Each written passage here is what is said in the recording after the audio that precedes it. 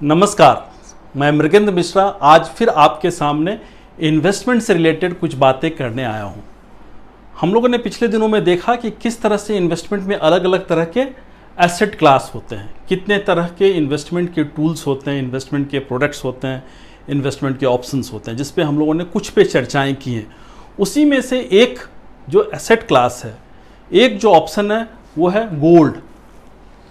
Gold एक ऐसा commodity है जिसमें हम इंडियंस को एक अलग तरह की एफिनिटी है और आज से नहीं, पुराने ज़माने से गोल्ड में हम इन्वेस्ट करते चले आए हैं। गोल्ड, हाउस होल्ड गोल्ड की इन्वेस्टमेंट अगर हम देखें तो इंडिया में वर्ल्ड की वन ऑफ द हाईएस्ट है। अब क्या गोल्ड इन्वेस्टमेंट होना चाहिए या नहीं होना चाहिए तो अलग बात है, मगर अगर सिंपली हम लोग देखें वैल्यूएशन के हिसाब से भी तो गोल्ड में आज के डेट में कहा जा रहा है कि इंडिया में तकरीबन 110 से 120 लाख करोड़ के बीच में गोल्ड हाउस होल्ड के पास है, घरों में है। इतने गोल्ड हैं, घरों और जो ट्रस्ट हैं डिफरेंट मिला के देखें तो 120 लाख करोड़ के आसपास के गोल्ड हैं।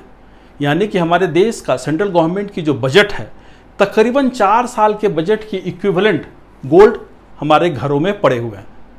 मगर सबसे बड़ी परेशानी इसके कारण क्या हो रही है, जो गोल्ड की जो झुकाव है, जो प्रेम है, हमारा इमोशनल एक बॉन्डिंग है गोल्ड के प्रति, जिसके कारण हमको क्या करना हो रहा है, गोल्ड तो चूंकि अपने कंट्री में प्रोड्यूस नेग्लिजिबल होता है, नहीं के बराबर होता है, तो हमें इंपोर्ट करना होता है, हमें खरीदना होता है। तो हम विदेश से पैसे, अपने इंपॉर्टेंट पैसे को देते हैं और उनसे गोल्ड लेके आते हैं। और गोल्ड कितना लाते हैं तो एवरेज अगर देखेंगे पिछले 10 वर्षों का भी, तो तकरीबन 2 लाख सवा 2 लाख करोड़ का गोल्ड हर साल हम लोग इंपोर्ट करते चले आ रहे हैं। यानी पिछले 10 वर्षों में ही 20 लाख करोड़ से अधिक का गोल्ड हम लोगों ने इंपोर्ट किया है। इस गोल्ड इंपोर्ट के कारण हमारी फिजिकल पोजीशन, हमारी करेंसी के ऊपर भी एक बहुत बड़ा धक्का लगता है। क्यों धक्का लगता है? क्योंकि हम अपनी वैल्यूएबल चीज़ों को देते हैं और उसके जगह पे गोल्ड लेके आते हैं। गोल्ड हम आप हर कोई जानते हैं कि इमोशनल और एक एसेट वैल्यू तो है ही उसमें, मगर इसके अलावा जो एक सबसे बड़ी नेगेटिव पॉइंट है कि उसमें कोई भी अपने आप कुछ प्रोड्यूस करने की क्षमता नहीं है। वो कुछ रिटर्न जनरेट करके नहीं देता है। वो जब भी देता है तो आपको सिर्फ और सिर्फ ग्रोथ के रूप में देता है। कितना ग्रोथ देता है? तो ग्रोथ तो निश्चित रूप से पिछले कुछ वर्षों में हम लोग देखेंगे तो गोल्ड ने एक अभूतपूर्व रिटर्न जनरेट करके दिया है। अब अगर हम लोग बात करें तो गोल्ड में इन्वेस्ट करने के ऑप्शंस अपने पास क्या क्या हैं, हम ये भी बात करेंगे कि कितना गोल्ड रखना चाहिए और क्यों रखना चाहिए।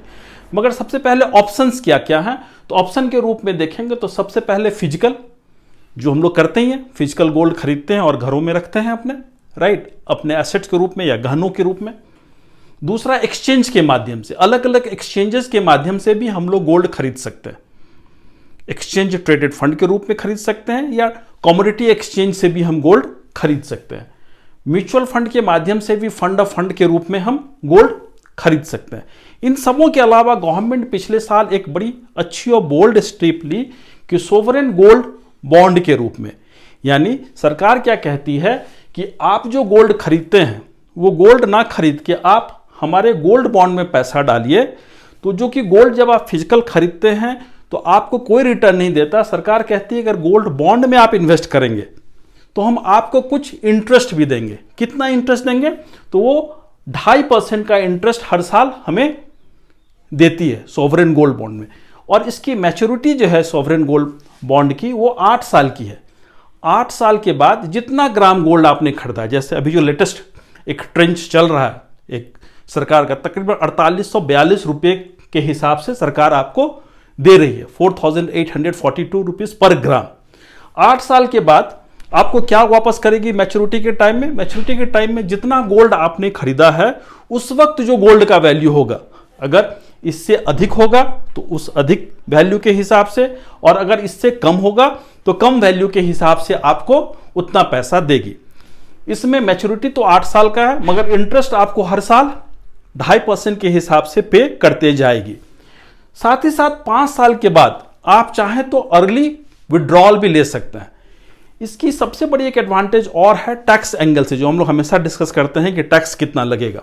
तो निश्चित रूप से जो इंटरेस्ट मिल रहा है वो तो आपका टैक्सेबल होगा, मगर मैच्योरिटी जो है वो कैपिटल गेन से एग्जेम्प्टेड है, जो 8 साल के बाद आप विड्रॉ करेंगे, क्योंकि आप बेसिकली फिजिकल गोल्ड के जगह पे ये गोल्ड बॉन्ड ले रहे हैं। सरकार को लाने का पर्पस भी एक ही है। इसका पर्पस क्या है कि हर साल जो सरकार इतना पैसा अपना विदेश भेजती है गोल्ड इंपोर्ट करने के लिए, उसके जगह पे अगर गोल्ड बॉन्ड में आप पैसा इन्वेस्ट करेंगे तो सरकार को इतने गोल्ड बाहर से लाने की जरूरत नहीं पड़ेगी, अपनी इंपॉर्टेंट करेंसी को, फॉरेन करेंसी को नुकसान नहीं करना होगा, राइट। इसलिए सरकार ने ये लाया है। अब हम लोग मानते हैं और अधिकतर लोग मानते हैं कि गोल्ड आपके एसेट्स एलोकेशंस के हिसाब से होना चाहिए, मगर उसमें रिटर्न के हिसाब से नहीं, कितना % गोल्ड रिटर्न जनरेट करता है उसके हिसाब से वो इंपॉर्टेंट नहीं माना जाता है। वो इंपॉर्टेंट माना जाता है कि आपके पोजीशन को हेज करता है। मींस जब ऐसी कोई स्थिति परिस्थिति बने जिसमें कोई भी दूसरा एसेट क्लास काम नहीं कर रहा है, क्योंकि आपकी करेंसी भी एक एसेट क्लास हम लोगों ने उस दिन देखा था, तो जब आपकी कोई भी एसेट क्लास काम नहीं कर रही है तो उस वक्त गोल्ड काम कर सकती है, क्योंकि गोल्ड वर्ल्ड वाइड एक्सेप्टेड एक कमोडिटी है जिसके माध्यम से आप फिर से अपनी जीवन को बेहतर तरीके से स्टार्ट कर सकते हैं। तो ऐसी इमरजेंसी, ऐसी परिस्थिति बहुत कम आती है। एग्जाम्पल के तौर पे हम देखें अपने ही देश में कि जब इंडिया और पाकिस्तान का बंटवारा हुआ था 1947 में, तो बहुत सारे लोग बॉर्डर के इस तरफ से उस तरफ, उस तरफ से इस तरफ आए थे, तो सारी जमीन जायदाद सब कुछ तो वहीं रह गई थी। तो क्या लेके वो आप आए थे? तो सिर्फ उनके पास अगर फिजिकल गोल्ड थी तो उसको अपने साथ लेके आए थे। तो ऐसी परिस्थिति शायद कुछ हर इंसान के जीवन में आता भी नहीं है, मगर ऐसा अगर आए तो उसके लिए अपने पोजीशन को आप सुरक्षित रखने के लिए, अपने पोजीशन को, फाइनेंशियल पोजीशन को इंश्योर करने के लिए आपके पोर्टफोलियो में 5 से 10% का गोल्ड होना चाहिए। मैं फिर से कहता हूं, रिटर्न के एंगल से नहीं।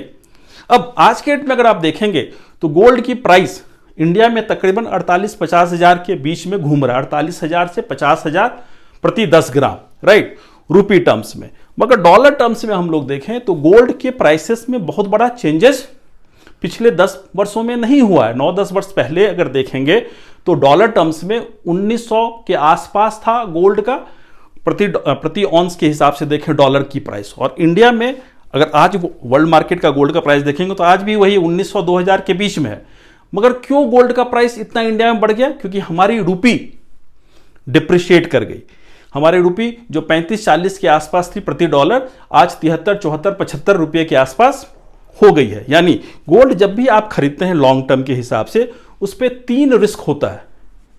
एक सबसे पहला रिस्क तो इंटरनेशनल मार्केट में अगर कोई चेंजेज होगा गोल्ड का प्राइस तो आपके यहां होगा, मगर साथ ही साथ जो दूसरा बड़ा रिस्क है कि किसी कारण से डॉलर टर्म्स और इंडियन रूपी के बीच में अगर चेंजेज आएगी, अगर किसी कारण से हमारी रूपी स्ट्रांग होगी तो गोल्ड का प्राइस कम होगा, एंड वाइस वर्सा। जो पिछले वर्षों में हुआ है उल्टा हुआ है, क्योंकि रूपी डिप्रिशिएट की है, डॉलर बढ़ा है, तो हम गोल्ड की प्राइस भी इंडिया में काफी बढ़ गई है। दूसरा एक और रिस्क क्या है कि जब भी हम गोल्ड इंपोर्ट करते हैं, कंट्री में लेके आते हैं, तो उस पर सरकार तकरीबन 10% का एक टैक्स लेती है, जो कि आपके प्राइस में इनबिल्ट होता है। किसी कारण से सरकार उस प्राइस को कम करे, जैसे पहले 12.5% था जिसको सरकार ने पिछले साल कम किया, तो जब जब कम करेगी तब तब वो आपके प्राइस उतनी घटेगी। ये दो जो रिस्क हैं बहुत ही इंपॉर्टेंट रिस्क हैं। तीसरा ऑफ कोर्स प्राइस फ्लक्चुएशन का रिस्क तो ऑलवेज है ही किसी भी एसेट क्लास में, वो गोल्ड में भी है।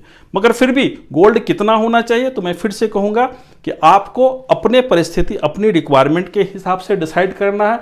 अगर फिजिकल गोल्ड चाहते हैं तो वो तो ट्रेडिशनल वे है, मगर ये जो सरकार का नया तरीका आया है सोवरेन गोल्ड बॉन्ड के रूप में, अगर लॉन्ग टर्म में, जैसे बहुत सारे लोग बच्चों की शादियों के लिए गोल्ड परचेज करके रखना चाहते हैं, तो उन सब के लिए एक बेहतर तरीका है सोवरेन गोल्ड बॉन्ड के रूप में। या किसी को रेगुलर बेसिस पे फिजिकल गोल्ड ना लेके डिजिटल गोल्ड खरीदना है, तो उसके लिए ETF जैसी चीज है, म्यूचुअल फंड जैसे यूनिट्स हैं, जिसके माध्यम से भी आप गोल्ड के यूनिट्स रख सकते हैं। अपने पोर्टफोलियो के हिसाब से, अपने जो भी आपके इन्वेस्टमेंट प्रोफेशनल जिनके साथ आप जुड़े हुए हैं, उनसे डिसाइड करके आपके पोर्टफोलियो में गोल्ड कितना होना चाहिए, कितना एलोकेशन होना चाहिए, वो आप पहले डिसाइड करें और उसके बाद फिर आप गोल्ड में इन्वेस्ट करें। मैं फिर से एक बार कहूंगा, जो हमारा डिस्क्लेमर है कि mutual funds are subject to market risk, please read the offer document carefully before investment. और अगर आपको हमारी दी हुई जानकारी अच्छी लग रही है, पसंद आ रही है, तो कृपया करके हमारे चैनल को अगर सब्सक्राइब नहीं किया है तो सब्सक्राइब करें, बेल आइकॉन को दबाएं, ताकि आपको जब भी कोई नया वीडियो अपलोड हो तो आपको जानकारी मिल सके। और इसको अधिक से अधिक लोगों तक शेयर भी करें, ताकि अधिक से अधिक लोग इसका लाभ उठा सकें। Thank you very much. नमस्ते।